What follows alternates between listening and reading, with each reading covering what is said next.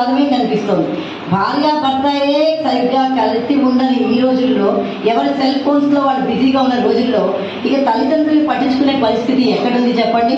ఇప్పుడు అందులో నేను సీనియర్ సిటిజన్స్ ప్రాబ్లమ్స్ మీద పిహెచ్డీ చేసి ఆ విధంగా వర్క్ చేస్తున్న నేను స్పష్టంగా చూసిన అంశం ఏంటంటే, తల్లిదండ్రులని పిల్లలు పట్టించుకోవడం అనేది 99% లేదు, ఒకే ఒక్క శాతం ఉంది.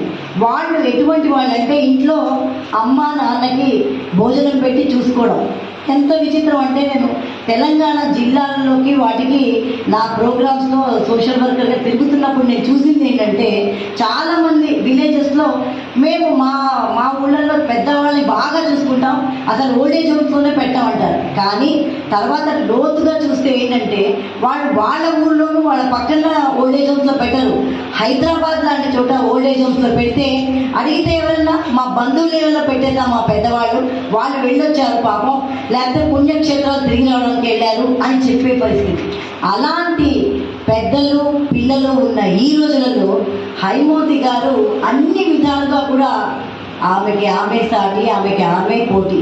ఒక తల్లిగా, ఒక చెల్లిగా, ఒక కూతురుగా, ఒక అమ్మగా, ఒక అమ్మమ్మగా కూడా పూర్తిగా, అంటే తర్వాత తరాల వారందరికీ తెలియజేస్తున్నారు, మీరు మీ అమ్మ నాన్నల్ని బాగా చూసుకోవాలి.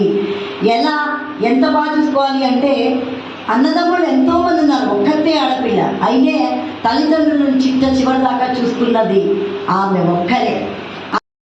వారి పేరు మీద అవార్డులు ఇస్తున్నది కూడా ఆమె ఒక్కరే.